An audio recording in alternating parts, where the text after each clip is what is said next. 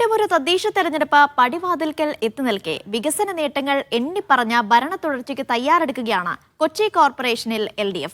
ഭരണപക്ഷത്തെ വീഴ്ചകൾ ചൂണ്ടിക്കാട്ടി ഭരണം തിരികെ പിടിക്കാനുള്ള ശ്രമത്തിലാണ് UDF. എന്നാൽ ആര് ഭരിച്ചാലും ജനകീയ പ്രശ്നങ്ങൾക്ക് പലതും പൂർണ്ണമായും പരിഹരിക്കാനാകുന്നില്ല എന്നതാണ് വസ്തുത. വികസനങ്ങൾ ഒട്ടനവധിയുണ്ട്, പക്ഷേ ജനകീയ പ്രശ്നങ്ങൾ പലതും പരിഹരിക്കപ്പെട്ടോ എന്നതാണ് ചോദ്യം.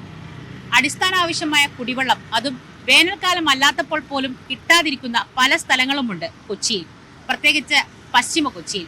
പശ്ചിമ കൊച്ചിയിലെ കുടിവെള്ള പ്രശ്നത്തെക്കുറിച്ചാണ്.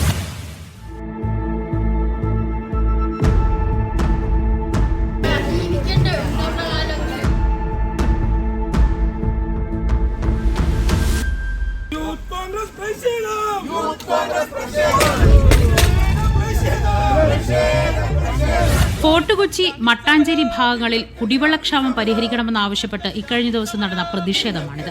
ജല അതോറിറ്റി ഓഫീസിന് മുന്നിലായിരുന്നു സമരം. മട്ടാഞ്ചേരി, ചക്കാമാടം, കൊച്ചങ്ങാടി ഭാഗത്താണ് നിലവിൽ കുടിവെള്ളക്ഷാമം രൂക്ഷമായിട്ടുള്ളത്. പ്രതിഷേധം ശക്തമായതോടെ ഒരാഴ്ചക്കകം പരിഹാരമുണ്ടാക്കാമെന്ന് അധികൃതർ ഉറപ്പു നൽകി.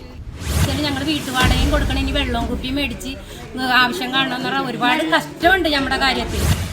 പൈപ്പുകളിൽ കൃത്യമായി വെള്ളം എത്തുന്നില്ല എന്ന് മാത്രമല്ല, ചിലയിടങ്ങളിൽ കിട്ടുന്നത് മലിനജലമാണെന്ന പരാതിയും ഉയരുന്നുണ്ട്. പൈപ്പ് പൊട്ടുന്നത് കാരണമാണ് ഇത്തരത്തിൽ പലയിടത്തും വെള്ളത്തിൽ മാലിന്യം കലരുന്നതെന്നാണ് ഉയരുന്ന ആക്ഷേപം.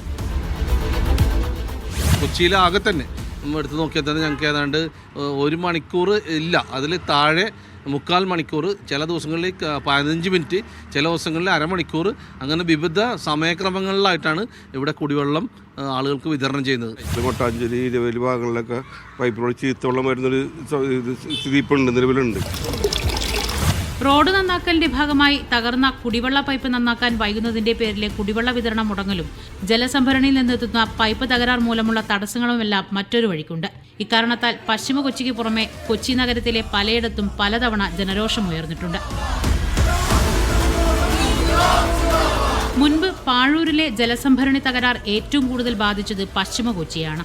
ഏറെ നാളത്തെ പ്രതിസന്ധിക്കും വലിയ ജനകീയ സമരങ്ങൾക്കും ശേഷം തുടർന്നങ്ങോട്ട് കുടിവെള്ളത്തിന് മുട്ടുണ്ടാകില്ലെന്ന് അധികൃതർ ഉറപ്പു നൽകിയതാണ്. പക്ഷേ പൂർണ്ണമായി അത് പാലിക്കാൻ പറ്റിയിട്ടില്ല എന്നതാണ് വസ്തുത. ജനറൽ കുടിവെള്ള പദ്ധതി ആരംഭിച്ചപ്പോൾ പറഞ്ഞത് പശ്ചിമ കൊച്ചിയിലെ കുടിവെള്ള ക്ഷാമം പരിഹരിക്കുന്നതിന് വേണ്ടിയുള്ള പ്രത്യേക പ്രോജക്റ്റ് എന്നാണ് പറഞ്ഞത്. പക്ഷേ യഥാർത്ഥത്തിൽ അവിടെ 59 മല്ലി വെള്ളമേ മൊത്തം നമുക്ക് പള്ളുരുത്തി അടക്കമുള്ള മേഖലയിൽ നമുക്ക് കിട്ടുന്നുള്ളൂ. അത് യഥാർത്ഥത്തിൽ പുതിയ പ്രോജക്റ്റ് വേണം. ADB പദ്ധതി ഉപയോഗിച്ച് കുടിവെള്ളം സ്വകാര്യവൽക്കരിക്കുന്നതിലൂടെ സർക്കാർ സഹായത്തോടെ പ്രശ്നപരിഹാരം കാണാൻ കോർപ്പറേഷൻ ശ്രമിക്കുന്നുണ്ട്. പക്ഷേ കുടിവെള്ളം സ്വകാര്യവൽക്കരിക്കുന്നതിനെതിരെ LDF-നകത്തുനിന്ന് തന്നെ പ്രതിഷേധ സ്വരങ്ങൾ ഉയർന്നു കഴിഞ്ഞു. പദ്ധതിയിലെ ശരിതെറ്റുകൾ ചർച്ച ചെയ്യപ്പെടണം. പക്ഷേ പ്രതിസന്ധി അനുഭവിക്കുന്നവർക്ക് പരിഹാരം കണ്ടെത്താൻ ഭാവി പരിപാടികൾ നോക്കി നിൽക്കാതെ വിതരണം കാര്യക്ഷമമാക്കണമെന്ന ആവശ്യമാണ് ഉയരുന്നത്. മോസ്നാസു, മീഡിയ 1, കൊച്ചി.